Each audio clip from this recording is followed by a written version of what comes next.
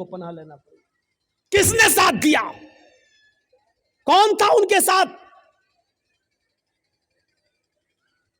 اور جرجیس نے اسی وقت کہا تھا، آج ڈاکٹر ذاکر نائک پر انگلی اٹھی ہے گورنمنٹ کی، اگر سارے مسلمان ایک پلیٹ فارم پہ نہیں آئے تو یہاں سے رواج نکلے گا، آج کے بعد مولویوں کی نیندیں حرام ہوں گی۔ نہیں سنی ہماری کسی نے۔ دوسرے مسلک کے لوگوں نے کہا وہ تو وہابی ہے، اس آتنکوادی ہے، یہ ہے وہ ہے۔ خود اپنے ہی لوگوں نے گورنمنٹ تک جاسوسی کی ویڈیو نکال کر دکھائی، دیکھو فلاں اسٹیج پر اتنے لوگوں کو مسلمان کیا، اتنے لوگوں کو مسلمان کیا، یہ جاسوسی ان کے ساتھ کی گئی۔ اور آج ڈاکٹر ذاکر نائک کو ملیشیا جانا پڑا۔ میرے بھائیوں تصور کیجیے آپ، میں نے کہا تھا کہ اٹھے گا، لیکن جب ایک پلیٹ فارم پہ کوئی نہیں آیا، اس کے بعد پھر اٹھا تو دیکھو مولانا کلیم الدین چلے گئے، دیکھو مولانا سعد کو کس طریقے سے کرونا بم کہا گیا ہے۔ وہ نظام الدین مرکز کے اندر یہ مرکز سے پھیلا کرونا، یہ پھیلا، ہم نے پیشین گوئی کی تھی، حالانکہ علم غیب اللہ کے علاوہ کوئی نہیں جانتا، لیکن آثار بتا رہے تھے کہ ڈاکٹر ذاکر نائک کی خاموشی پر، ان کی بات پر خاموشی یہ دوسرے مولویوں کے لیے دروازہ کھول رہی ہے۔ اور کھلا، کیا چاہتے ہو کہ میرے لیے بھی دروازے کھل جائیں؟ کھلیں گے تو دیکھا جائے گا، لڑیں گے، لیکن جہاں تک ہو سکے اپنے آپ کو پہلے احتیاط کیا جائے، اپنے آپ کو بچایا جائے۔ اللہ کے رسول نے فرمایا جب جنگل میں جاؤ تو پہلے اونٹ کو باندھ دو درخت سے، اس کے بعد اللہ پر بھروسہ کرو۔ اونٹ کو کھلا چھوڑ دیا، سو گئے، اللہ مالک کچھ نہیں ہوگا تو بھاگی جائے گا۔ پہلے باندھ دو، پھر سوئیے، پھر اللہ پہ بھروسہ کیجئے کہ میں نے اونٹ کو باندھا ہے، اللہ پہ بھروسہ کچھ نہیں ہوگا۔ تو پہلے احتیاط کیجئے، پہلے تدبیریں کیجئے۔ آپ وہ چرواہا تھا جنگل کا، اور کیا کہہ رہا عمر سے، 22 لاکھ مربع میل پر حکومت کرنے والی شخصیت سے، خاموش، مجھے بتا رہے ہو، اپنے مالک سے کہہ دینا میں تجھے تو جانتا نہیں ہوں کہ تو کون ہے، لیکن اتنا سن، میں محمد رسول اللہ کا امتی ہوں۔ حضرت عمر کان لگا کر اس کی بات کو سن رہے ہیں۔ میں محمد رسول اللہ کا ماننے والا ہوں، تم نے مجھے جو مشورہ دیا، میرا مالک بہت نیک ہے، اگر ایک بکری میں تمہیں بیچ بھی دوں اور اس کی قیمت لے بھی لوں تو میرا مالک مجھے کچھ نہیں کہے گا۔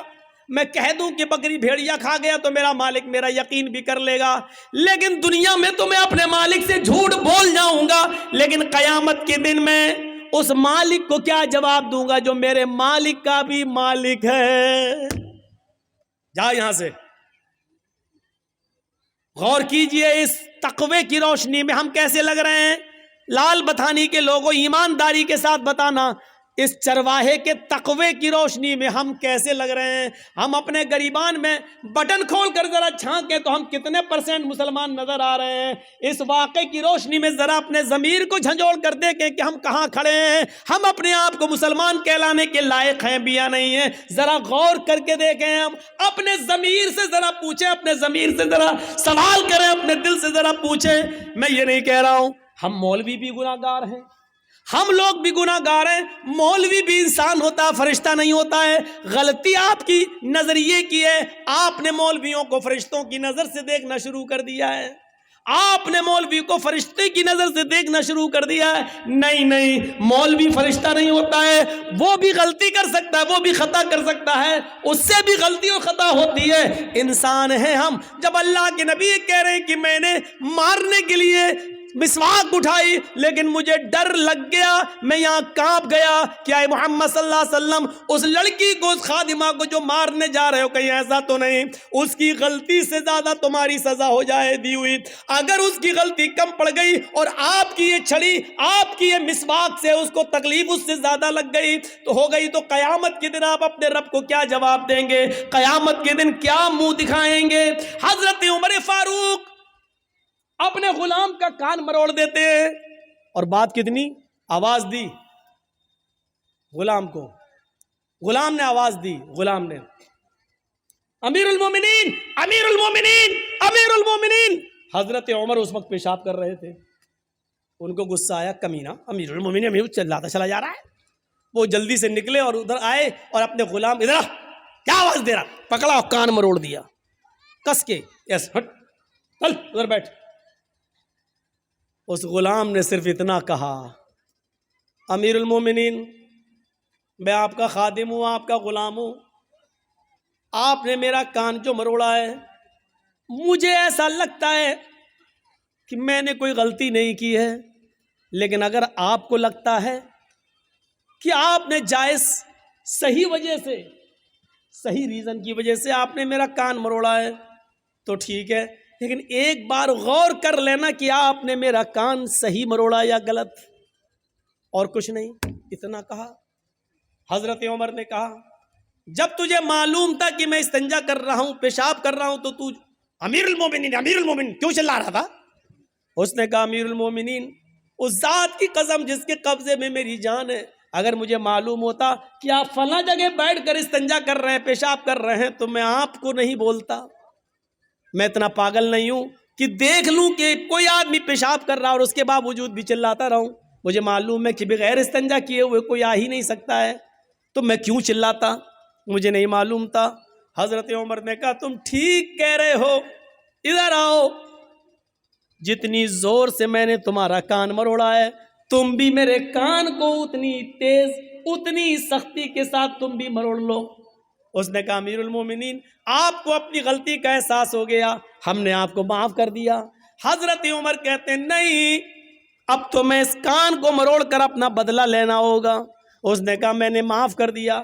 کہا نہیں، تم مجھے اس لیے معاف کر رہے ہو کیونکہ میں تمہارا مالک ہوں، میں تمہارا آقا ہوں، تم میرے غلام ہو، اس لیے میرے ڈر سے تم معاف کر رہے ہو۔ اس نے کہا میں اللہ کے لیے آپ کو معاف کر رہا ہوں۔ کہا نہیں نہیں، میں انتقام دوں گا، تم اپنا بدلہ لے لو۔ جب حضرت عمر نے ضد کی تو اس نے کان مروڑ دیا۔ حضرت عمر کو معلوم تھا کہ میں نے اس کا کان کتنی تیز مروڑا۔ کہا اور تیز، اور تیز۔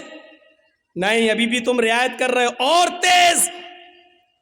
جب حضرت عمر کو لگا کہ ہاں اتنا تیز میں نے اس کا کان اینٹھا ہوگا، تو حضرت عمر فاروق کان کو اینٹواتے جا رہے ہیں اور کہتے جا رہے ہیں اے عمر دیکھ لے تیری اوقات کیا ہے، اے عمر دیکھ لے تیری اوقات کیا ہے، تیری حیثیت کیا ہے۔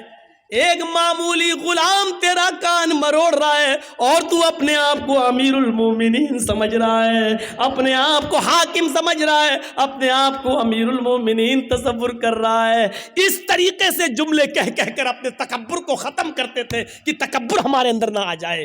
ایک معمولی غلام تمہارا کان پکڑ کے اینٹ رہا ہے اور تم اپنے آپ کو امیر المومنین سمجھ رہے ہو۔ یہ اسلام کی تعلیمات کے اثرات تھے جو صحابہ کرام کی زندگی پر مرتب ہوئے۔ میرے بھائیوں، ایک ہلکا سا کان مروڑ دیا تو اس کا بھی بدلہ دے رہے ہیں۔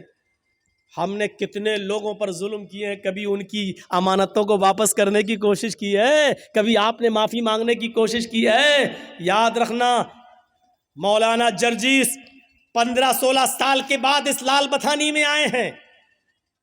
16 سال کے بعد ہم جو آئے ہیں آپ کی اس بستی میں، 15 سال کے بعد، 15 سال کے بعد، 15 سال پہلے جنہوں نے میرا پروگرام سنا تھا اور 15 سال کے بعد آج جو پروگرام سن رہے ہیں میرا،